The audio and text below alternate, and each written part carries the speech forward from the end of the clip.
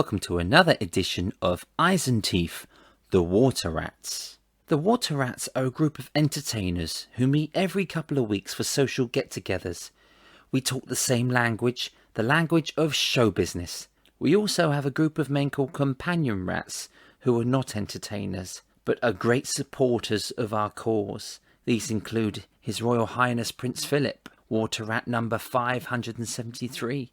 His Royal Highness the Prince of Wales, Water Rat number 705. And His Royal Highness Prince Michael of Kent, Water Rat number 764. We are, first and foremost, a club, a place where performers and members of kindred professions can enjoy social intercourse. That is social intercourse. It is, however, our charitable endeavours which make the Water Rats special. Kev Orkian, originally from Armenia, is a fantastic comedy and music performer, influencer, motivational speaker, mass of tours in the UK, Europe, USA and Australia, in pantomime and his own shows from Britain's Got Talent to Las Vegas in his own right. This is Kev Orkian in the UK. It's Kev Orkian. Hey son, how you doing? I put some applause and laughter there, like you do, like when you're on stage and you walk on, you get applause and you like. Well, sometimes you do, don't you? You get people laugh when you walk on. Don't be like that. Don't be like that.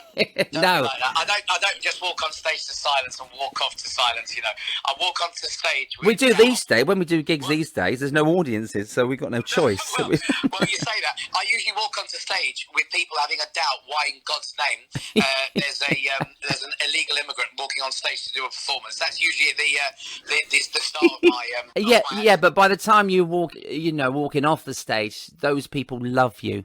And they accept you as an illegal immigrant. You're our friend, and they want to adopt you because you win them over every time, Kev. And I've seen so many of your shows. How long have you been here in the UK? How long? I was born here, love. Seriously, what's wrong with you? Then why? You've known me longer. I've known you a decade, and you still don't know. Then why can't you say it properly? Well, to be fair, I think Mum and Dad screwed up the old passport situation. Did they? I think that's what's happened, yeah. And with our names, I mean, my mum and Dad looked at each other on the day I was born and said, let's think of a modern name for our son that will give him the real good heads up in life. And they called me my real name, Kev Orkian. There you go, mate. Oh, wow, it's amazing. What's Kev short for? Kev Ork. Is it really? It's not Kevin. Yeah, so it's Kev.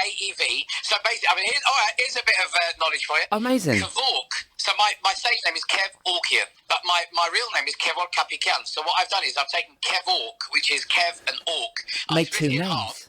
And all Armenian surnames end in IAN. So wow. I've just put an IAN on the end of it. That is clever. I'm just thinking Robin Williams. I'm thinking Kev Ork and Mindy. You could do a new series. Is that Kev Ork and Mindy? Do you know how weird what you've just said is? Because it is weird. Yeah. They had approached me in a musical a few years ago. No.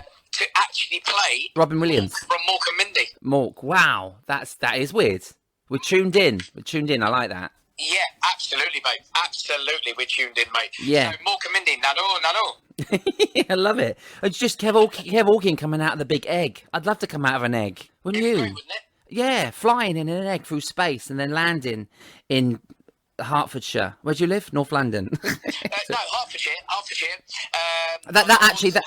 That'd be a quail's egg that would land in Hertfordshire, wouldn't it? But North London, what sort of egg would it be? Well, emus, wouldn't it? I mean, literally, what are we talking about? I don't know. I was trying to get to the point of you saying UK. I love the way you say UK in your act. So, well, when I turn around and go, when the alter ego comes in and talks more like this, and he says, it's wonderful to be in this wonderful country called the UK. And I love it. I have to tell you, I enjoy living here in the wonderful, beautiful village called Essex. It's brilliant. You could do that new song. Springsteen's The Boss, born in the USA. Born in the UK. You do it. Oh, I love that. Anyway, that's fantastic. Eyes and Teeth. I'm doing a new podcast podcast as well, which I have to say I'm really, really proud of. Me and a comic called Ricky Grover. Oh, Ricky's brilliant. I saw that one with you and Ricky. Yeah. Yeah, and we're called the Goosebumpers. And the idea is that we just, we hear and we tell stories about things that have given us the goosebumps over the years. Oh, wow. Ghost stories, supernatural, freaky stories, this, that, whatever. So we've done the first two, which I have to say, and listen, I very, very rarely find something really that funny that it makes tears come down my eyes. But, oh, really can't wait. But you know what? I sat there and listened to it because obviously being in it, you are just too judgmental of yourself. Yeah, yeah. So I sat down and listened to it yesterday in the garden, and I have to tell you, Steve, I clenched over, cracking up laughing. Brilliant. Well, if you're doing that, the audience are going to be loving it. Hopefully. Definitely. Yeah, we'll see. Oh, that sounds fantastic. Do you remember that time when we were talking about staying over at the Museum of Comedy? Yeah, well, we're going to do that. Yeah, you've got to record one of your things with Ricky in there. That'd be, but there'd be real tears running down your eyes and your pants, wouldn't it? Because that'd be, tell me about that would be scary. Do you remember we were talking about doing it, and then I was getting chills and goosebumps thinking about doing that with you, and I'm glad we didn't do it. Do you know what I mean? Hold on a minute. We haven't said we're not doing it with you yet. You are? Ow. Yeah, well. I'm get out of that quickly, son. Well, I'm definitely sleeping with a dummy if I do it, but that'd be, yeah. Because weren't we going to do that? We were going to sit a dummy in there, weren't we, and then film it and see if it moved during the evening. I remember completely. Wow, and I've seen that. on YouTube. There's a ventriloquist dummy that head moves in this haunted house. No. Yeah. I'll send you the clip later. It's freaky. Anyway, it was my house.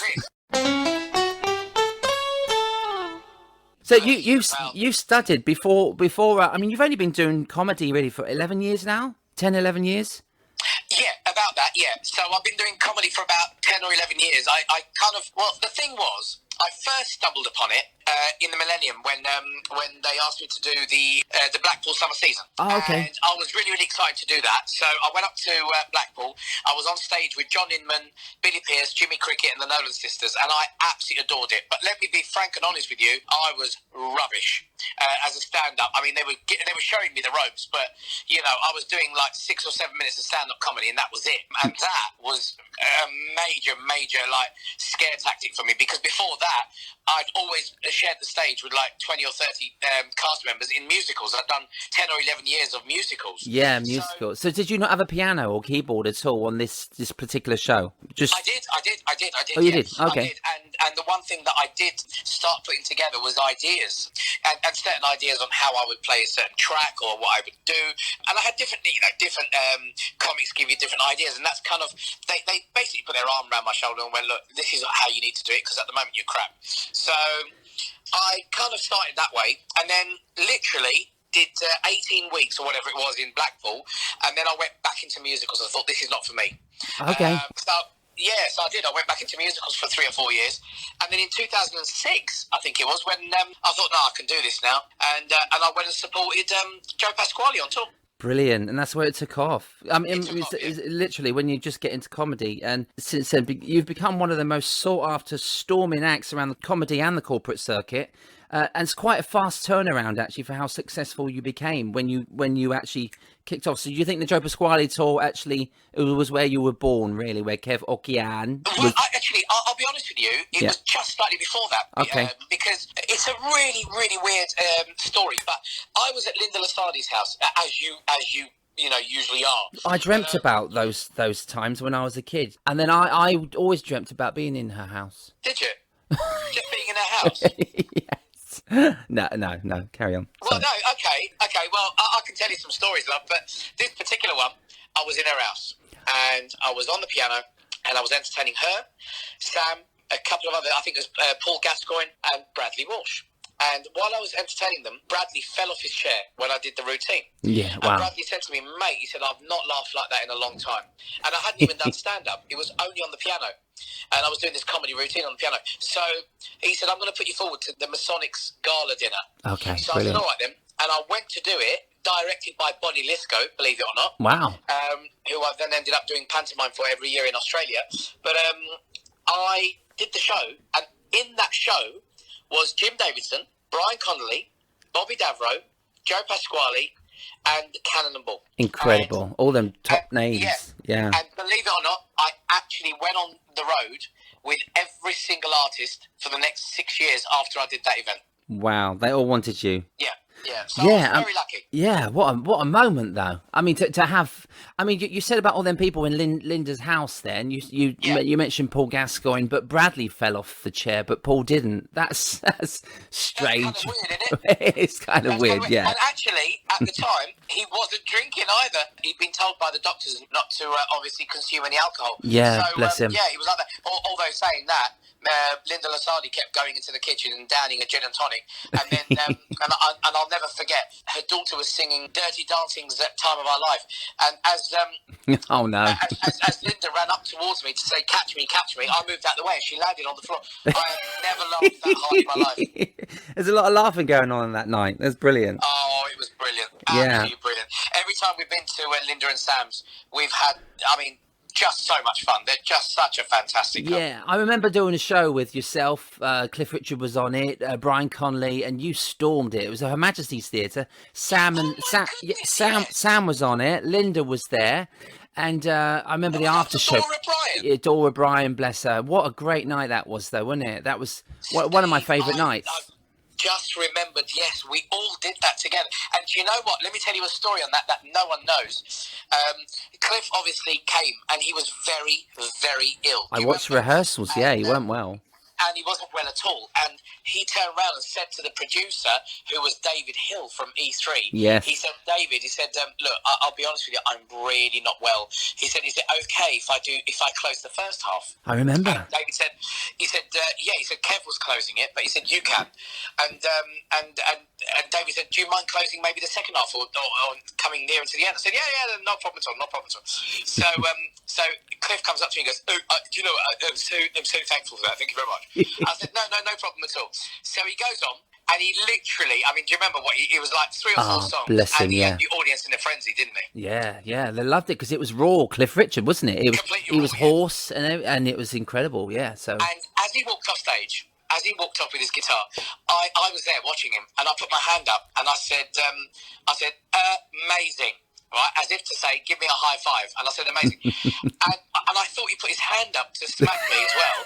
And instead, he went to itch his ear. And as he did it, I moved my hand forward. And as I did, I slapped his bum. Right? And I slapped his bum. And he went, oh, thanks. So he walked off. I'll never forget how much I was embarrassed by that. That's brilliant. You don't often embarrass yourself, do you, Kev? No, you know me. I do. No, you know me. No, every time we're at one of the Grand Order of the Water Rats Lodge meetings, I'm never embarrassing myself, to be fair. Oh, mate. We miss those moments. It's just a night full of comedy, isn't it? Sometimes. It is, brilliant. Sometimes. It's such a nice blessing being surrounded by not only your fellow comedians and artists and entertainers, but also the fact that we've got a mutual brothership where we all get together, we all ask how each one is, how family's doing, this and that, whatever. I think it's a really important aspect to being in the Grand Order. I really do. Yeah, definitely. You sat in that room and you're looking at Dougie Brown, who was this year King Rat, and he started off great this year, and it's so sad for King Rat to actually, leave the reign for a whole year and say, you come back next year, do it again, because this year is obviously a write-off. But to think of all the comedy names that have been in that room, it is really gratifying. It is scary as well, yeah. But it's scary love it. Because you're looking at, and I've always said this, when you sit next to someone, doesn't matter where you are, on a bus, on a train, in a car, even standing in a shop, even if you have to be a social distance, you just don't know what that human being in front of you or behind you or wherever has gone through in their lives. No. And when I've sat in that lodge meeting, in Gray's Inn Road, and I've sat there listening to some of the big stars that we've had in our order from all right, Charlie Chaplin's and Lauren Hardy's are massive stars, but we've had incredible stars from Paul Daniels, through to Tommy Cooper's and whatnot. And when you kind of sit there and you think they've all had the most incredible life. Incredible. And Jess Conrad is very funny. Much. Oh yeah, Jess. Well, let's not mention Jess. And Jess's stories, we can't go there. Walking market for his own career. Do you know what I mean? It's amazing. He's a walking comb. He is, isn't he? Lovely, isn't he? Yeah, it's brilliant. No, it is. It's an honour to be in that room. It's brilliant. And then it'd be amazing to think who will be in there. And let's hope we can saviour everything that we have. Because, Well, fingers crossed, yeah, absolutely. I mean, the entertainment industry as a whole, you don't have to be in the grand order to appreciate. There's,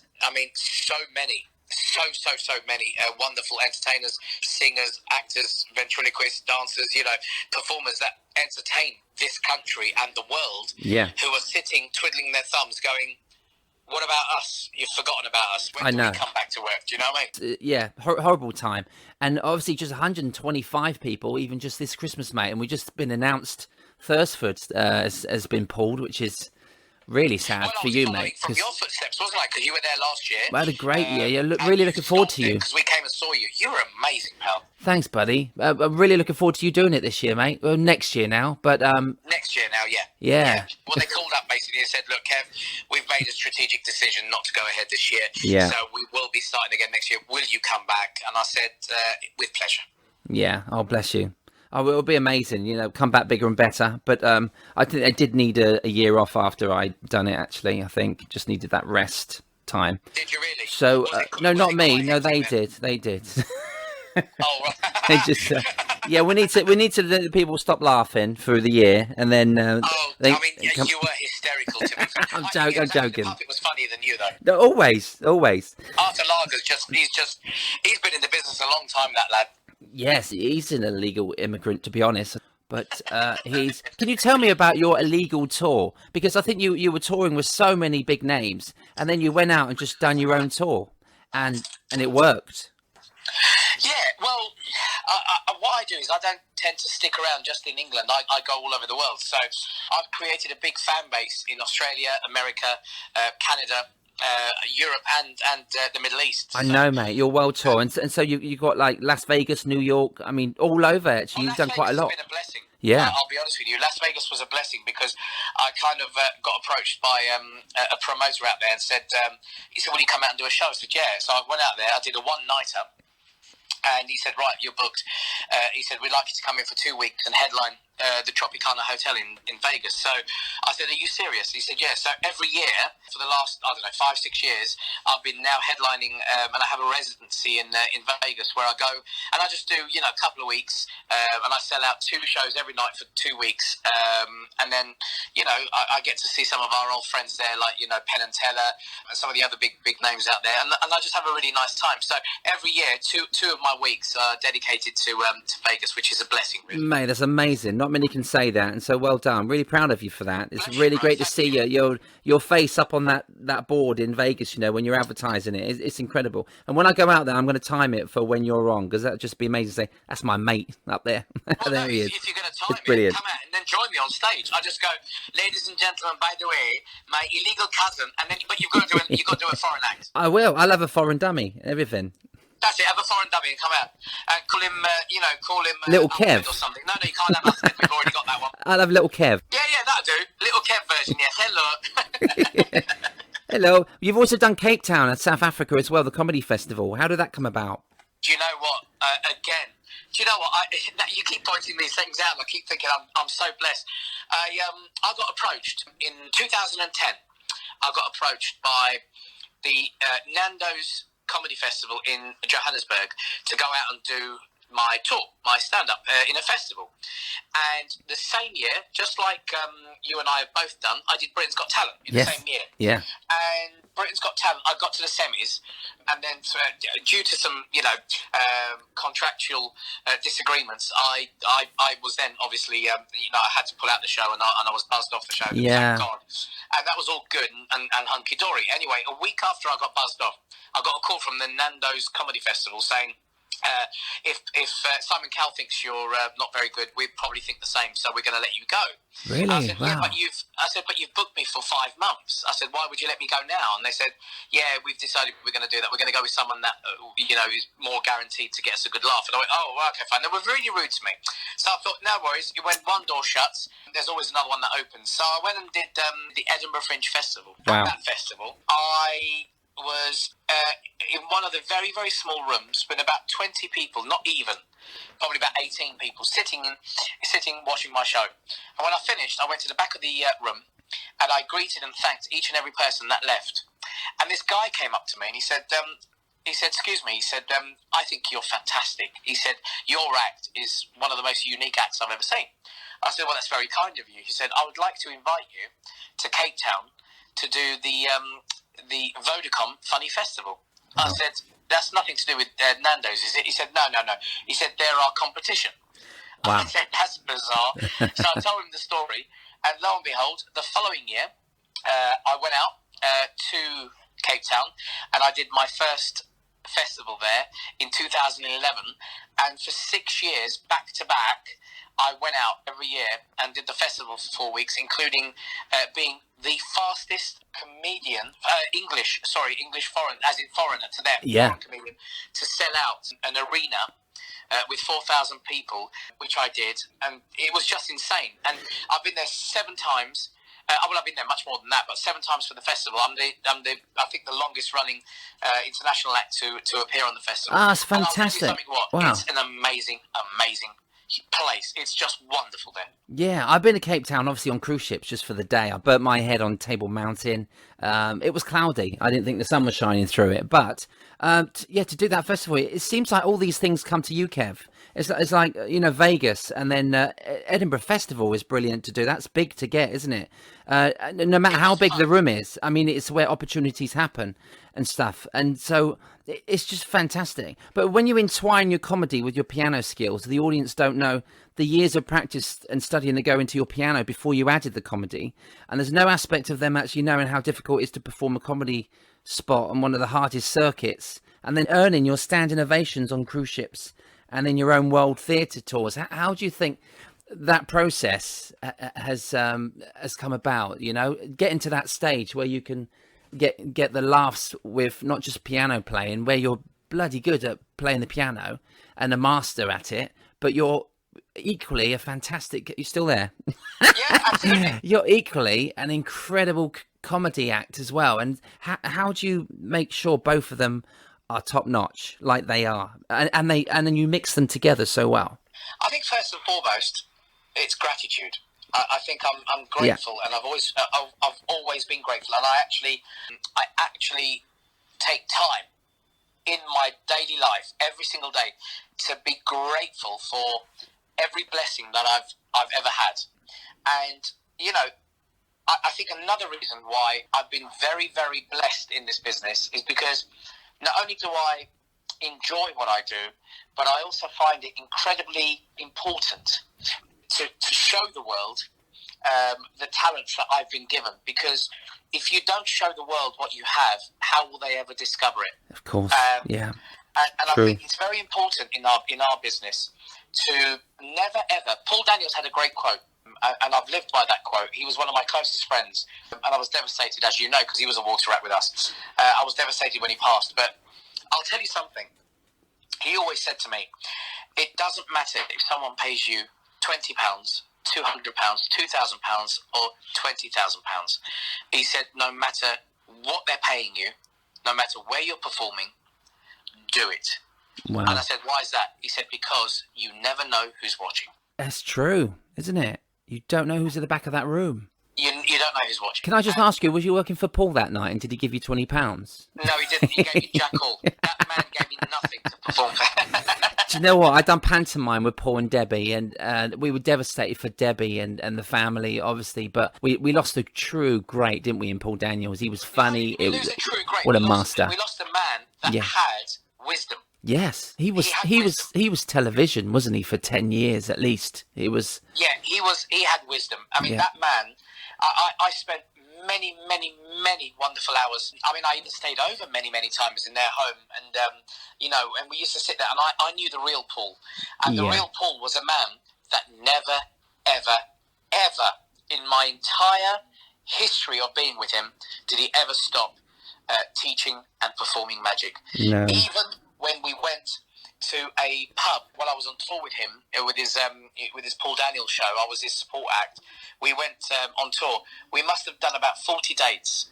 And in those 40 dates, every single lunchtime we stopped at a pub or we stopped at a venue, he would literally be on his feet entertaining, coming back, grabbing a sandwich, and then going back and entertaining people on the tables. He just was that person.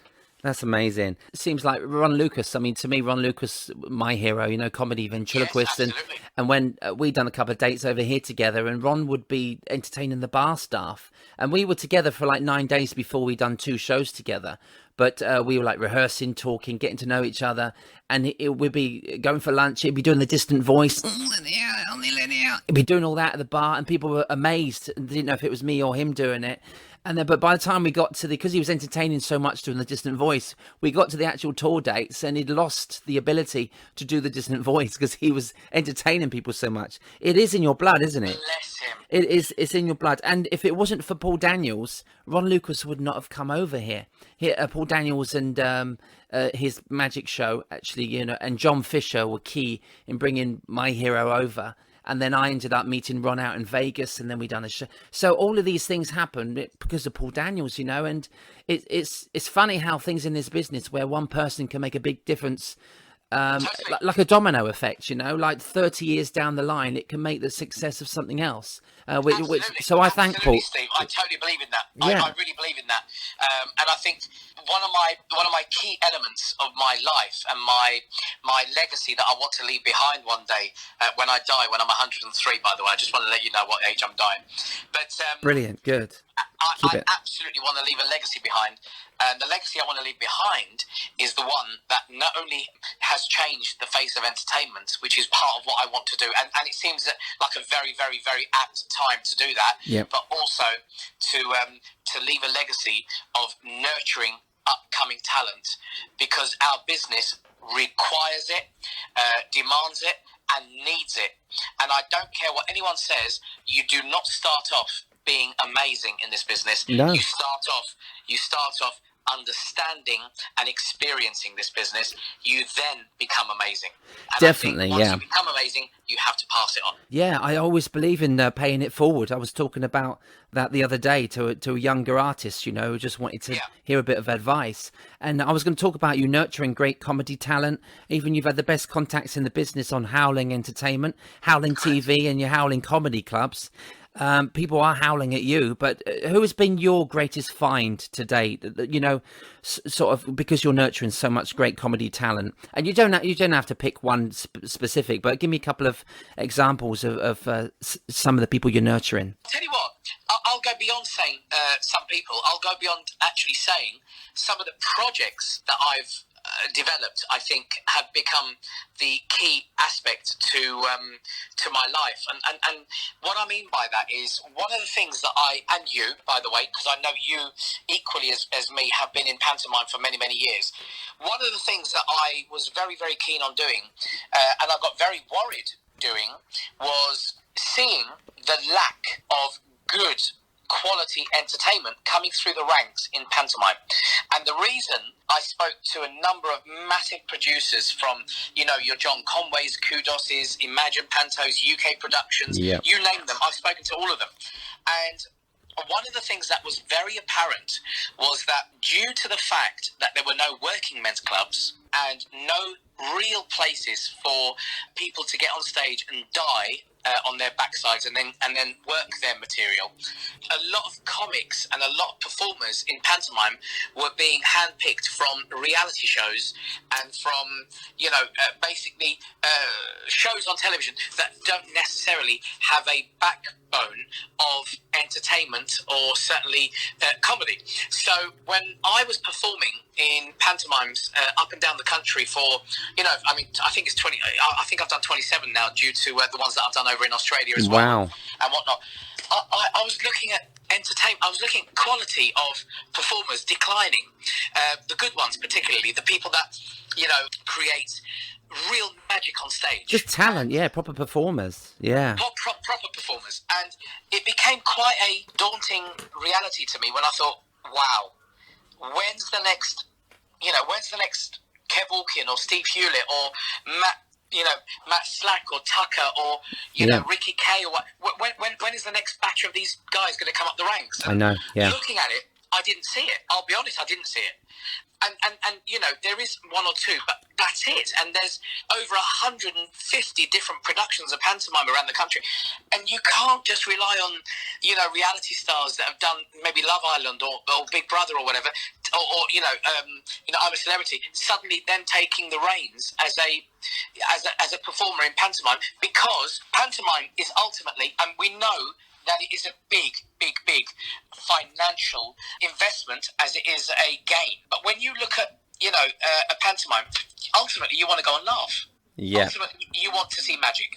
So I took it upon myself and made it my responsibility to make pantomime and keep the magic of pantomime continuing for years and decades and centuries to come. So I set up, one of the projects I set up was the British Pantomime Academy. Brilliant, yeah. Which basically, it's an online, we're actually launching it, our team members are working on it at the moment, but we're planning on launching it very, very soon. And the idea is that we ask people like yourself, like the Steve Hewletts of this world, and Eric Potts, and Linda Lasardi's and whatnot, to say, look, will you come on, and will you give us half an hour of your time, where students from all over the country can log on, they pay a fee, and they can do 12 courses with you. It's basically like the 12 days of Christmas, 12 courses with you. Each workshop is an hour and a half.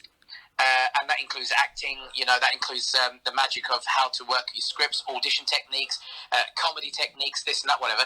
And then the last half an hour, on one of the courses that you do, you get the privilege of sitting and having a one-on-one with a massive star like Warwick Davis, who's been with us before and is a very, very avid supporter of this particular business, but other incredible celebrities.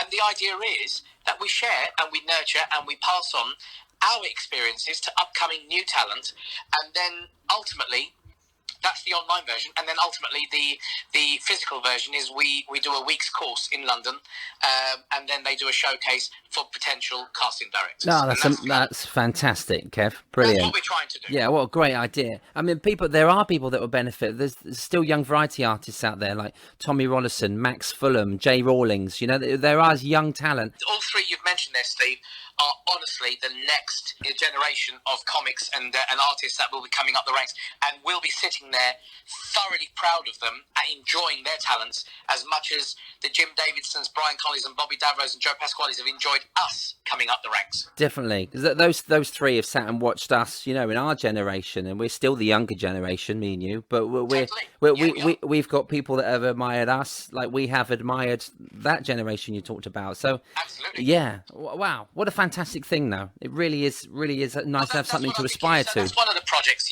Steve, that I've got on the go. So for me, it's not about the individual really; it's about the projects, because the individuals come to the projects. Yeah, that's really nice to hear. And I've been very proud of doing that. And I've got I'm not going to reveal it at the moment. I can't reveal it at the moment, but I've got a very, very, very, very big news that we're going to be revealing sometime in October or November, with a big launch in December. But it's so big. I'm obviously under NDA not to talk about it at the moment. But yeah, bless you. Well done. When it happens, Howlin Entertainment is going to be launching a very, very big project, which hopefully will benefit not hundreds but thousands of performers. Hopefully. Yeah. Oh, that's amazing. Really good to hear. And you're an entrepreneur, aren't you? I mean, you're like one of them dragons, and you know the dragons, don't you? The Dragon's Den, but it's what you do. I know actually, Theo, yeah, quite well. I know Theo Paphitis because he's actually a very good family friend as well. So I tend to talk to him regularly regularly, actually, and he gives me incredible advice about business. And then I speak to Richard Farley, who's a great friend of mine and also a great businessman himself. So I speak to them regularly, and then, you know, on the odd occasion, I might get to speak to Deborah Meaden or someone else as well. So, but it's great. I get to speak to really, really, you know, really good entrepreneurs and businessmen out there who know and can give you advice. I think that's what we all have to do. Yeah, well, like you're paying it forward. You're giving advice now. That's what you do, innit? You've got the motivational speaking that you do, and you pass on your wisdom to younger generations, and you're making people feel good online. Can you just tell us the name of your site that you do on YouTube, Yeah, your pages? It's called Billionaire Talent, and the reason it's called Billionaire Talent is basically it's not because I'm sitting here talking to you as a billionaire, but Not yet. But everyone is born talented. Everyone is born with the ability to find within themselves their talent, and I think if you find it, you can make billions from it. Sure. And the idea behind it is you can share it. So Billionaire Talent is basically, it just means having incredible talent within yourself. And I started motivational talking actually about 5 or 6 years ago in primary schools, junior schools, colleges and universities. And the idea was that I would pass on not really my wisdom, but my experience and my advice on how I've done things and whatnot through music and through comedy. And it's funny that most of the schools that I've done around the world, in everywhere from South Africa to Australia to America, I've done talks in many, many different schools. Their curriculum for music has gone up on average by 33%. Wow.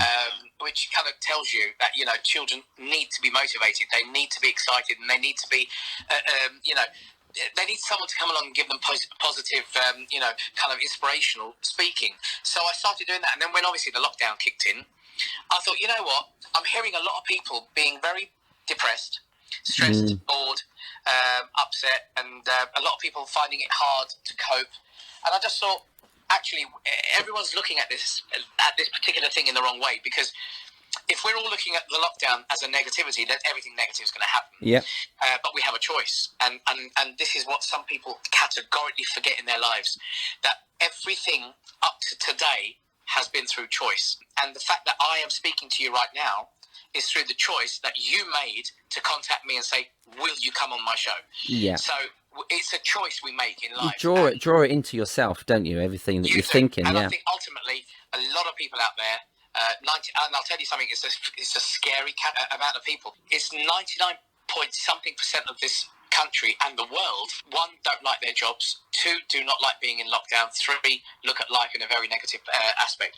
And what I'm trying to do is say, actually, you have a choice. It's hard to be positive all the time, but you have a choice, and you can actually be much, much more positive, which will then generate a lot more positivity into your life. Yeah, that's a great thing. It really is. You've made a lot of people happy. I've seen the comments on your talks, and people have been so happy just tuning in, and then you are giving them advice, and you're such a positive person, and it shines, you know. It really, you brighten people's days up. And I've actually seen people cry at your comedy, and I've been a victim myself.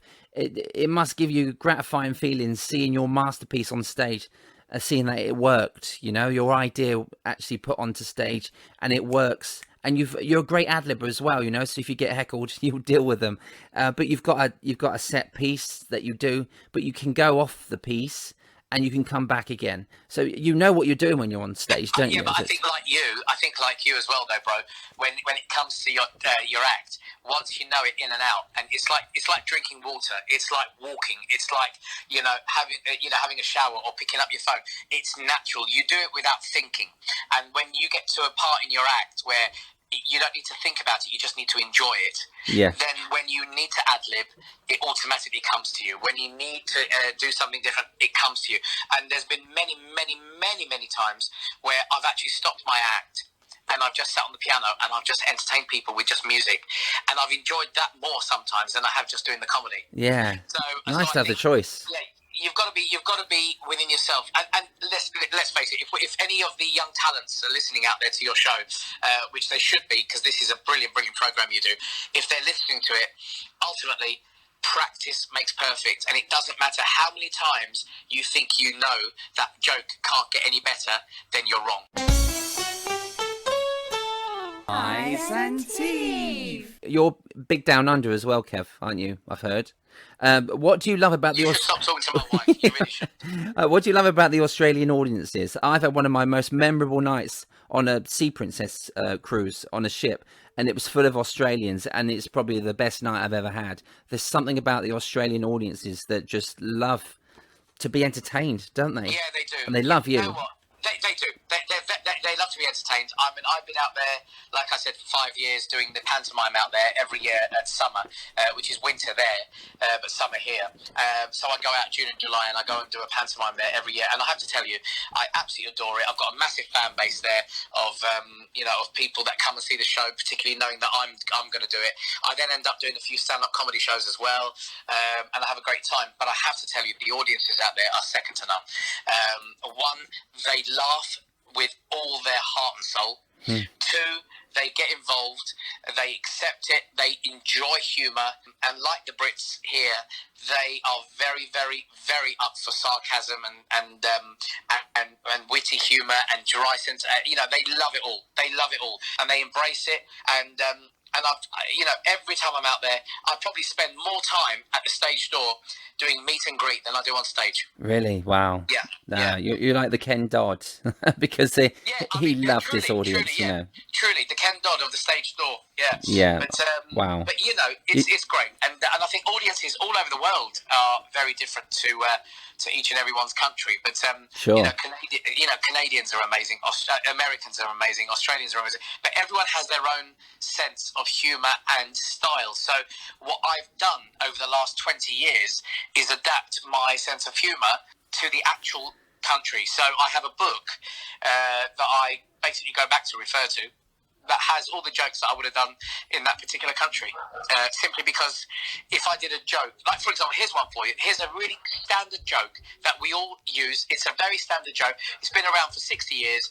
And the joke is, if you see a bald man in the audience, your joke is, he spent all day doing his hair, then come out without it. Yeah, and so do you have to change the words in different countries? Yeah. Okay. Now, you go to Australia and do that gag, they're on the floor.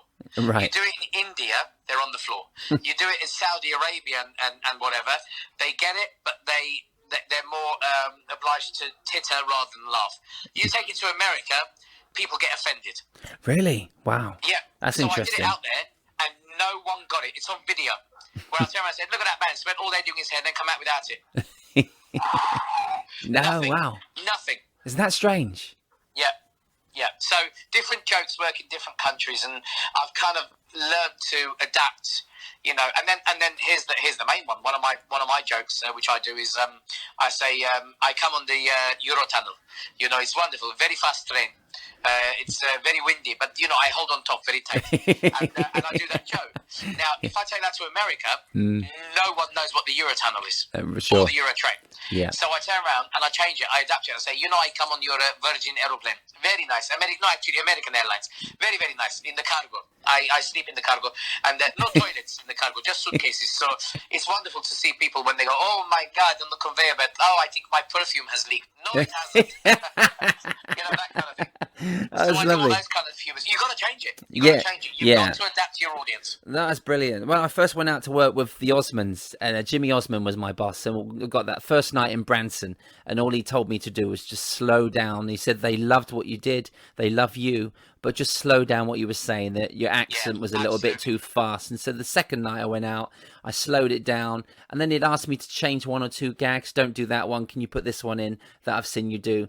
And yeah, you do have to work with the audience that you're given, really. Yeah. And Australia, I just done what I did. They loved it. And Canada was probably easier than America, but yeah, it's nice. It's nice to find out, though, isn't it? Sort of how different they are. And it's interesting as well because ultimately, if you can conquer more than one country, you're doing all right.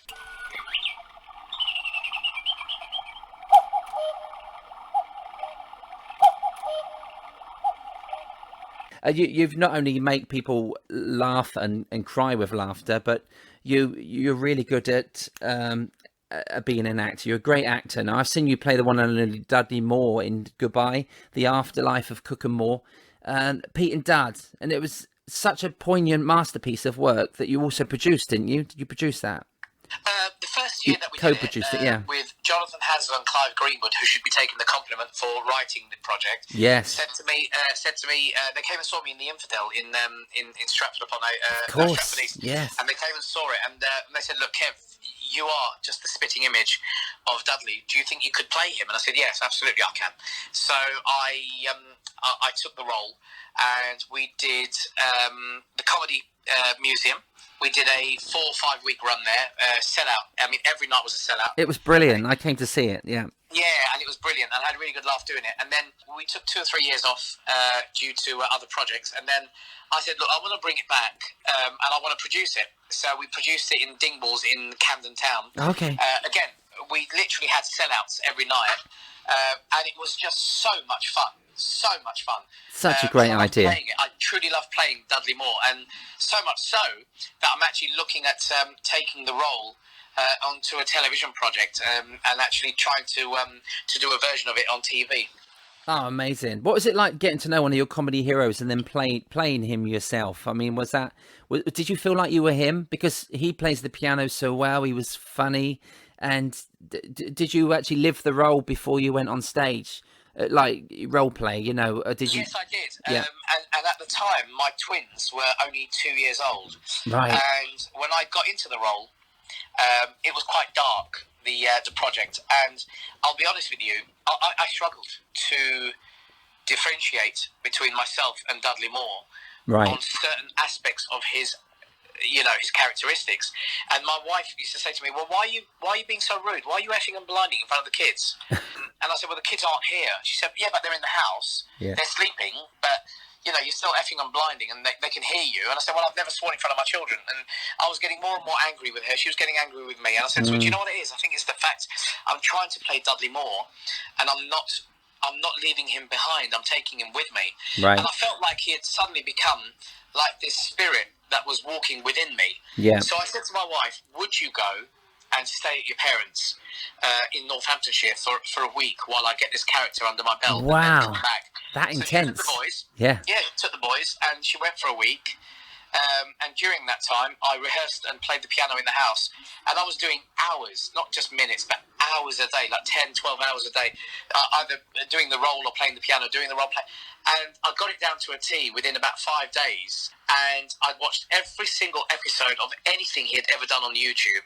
And I had the lot under my belt. So when I then went to play it in London, one of the original producer and writers of Behind the Fridge, which was what they did in Edinburgh, came to see the show. Wow. And when it finished, I didn't know who he was, by the way. And when it finished, he came up to me and he said, "Excuse me," he said, "My name is," and I can't remember his name now, I'll be honest, it was quite a few years ago, but he said, "I was one of the original producer and writers for Behind the Fridge with Dudley Moore and Peter Cook." I said, "Oh my God."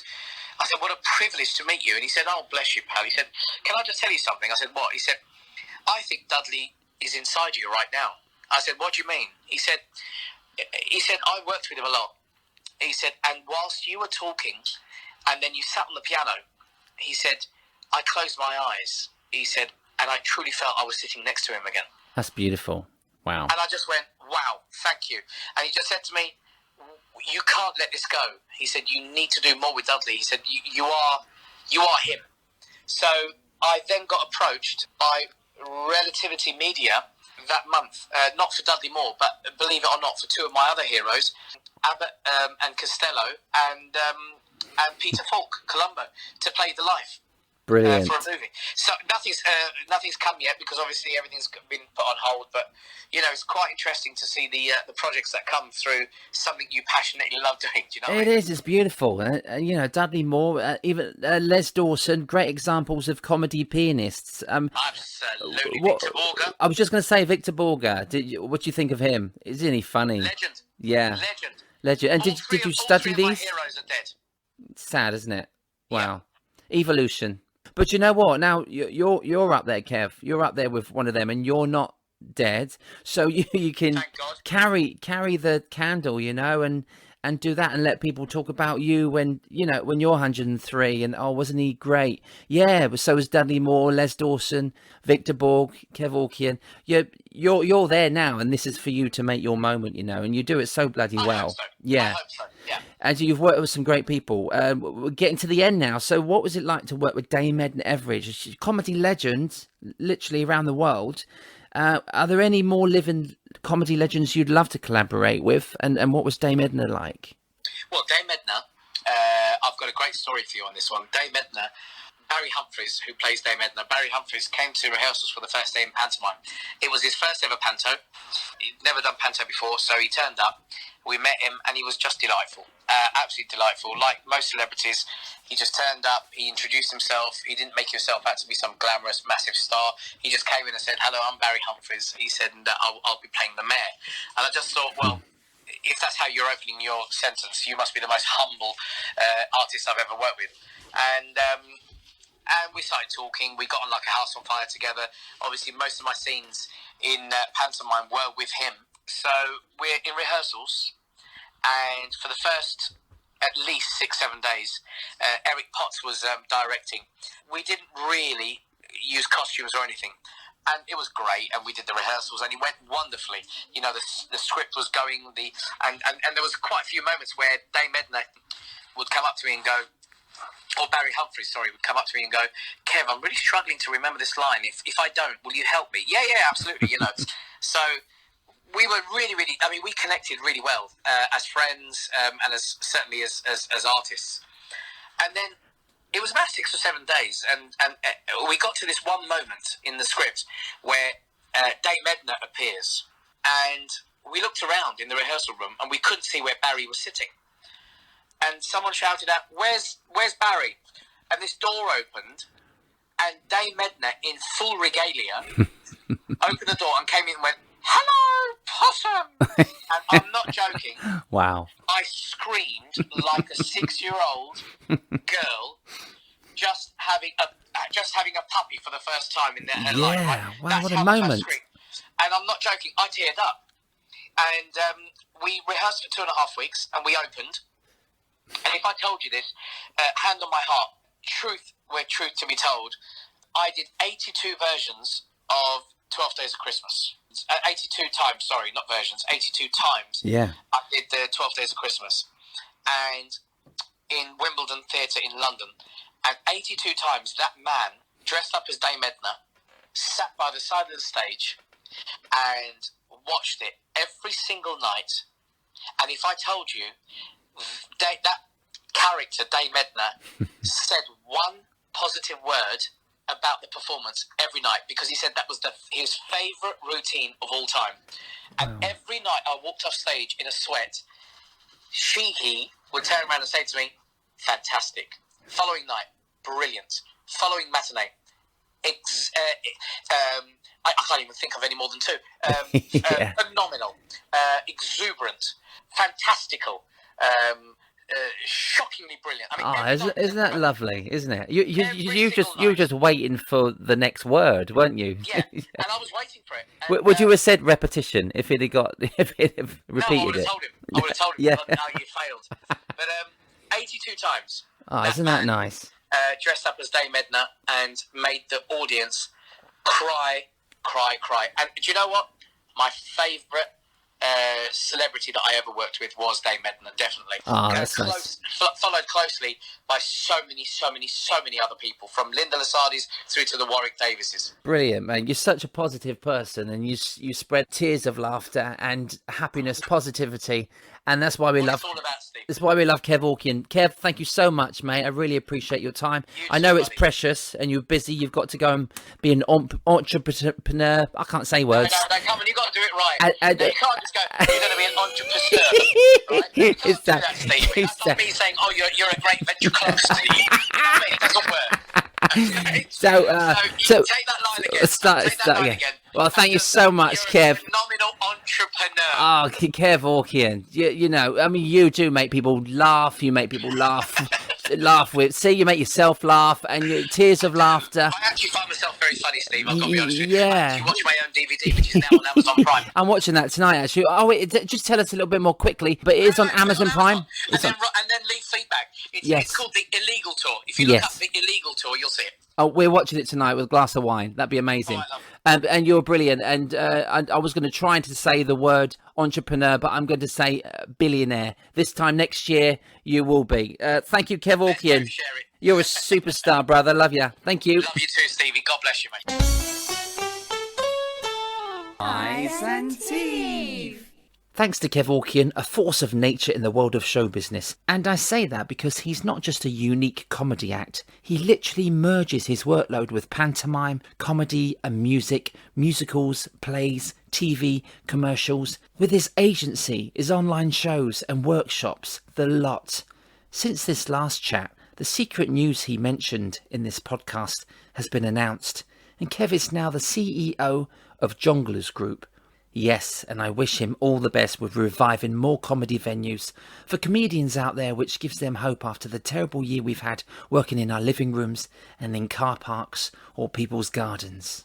Kev is also the CEO of Howlin TV and Howlin Entertainment. Check these out. There's no stopping him. If you want to stop him for 5 minutes, you can message him on Twitter at the Kev Orkian. Find him on Facebook as Kev Orkian. Check out much of his work on YouTube as Kev Orkian. Check out howlin.tv. Don't forget to listen to Goosebumpers, the very funny spooky podcast with Ricky Grover. And check out Kev's Armenia Uncovered, the documentary, a stunning piece of filming in a beautiful country. This week's comedy quote and water rat quote comes from Michael Crawford, CBE. Sometimes you learn more from failure than you do from success. And in some ways, it's better to have failure at the beginning of your career or your life. I don't know what you mean. I'm in a little bit of trouble. Eyes and Teeth is written, produced and hosted by Steve Hewlett. Vocals by Nina, Lola and Larissa Hewlett, plus additional vocals by Rich T. Thank you Kevin Dean, who produced and performed the Eyes and Teeth music and jingles. Tune in next time on Eyes and Teeth when I'll be talking to past King Rat of the Grand Order and longtime friend of 28 years, the extremely funny Adger Brown.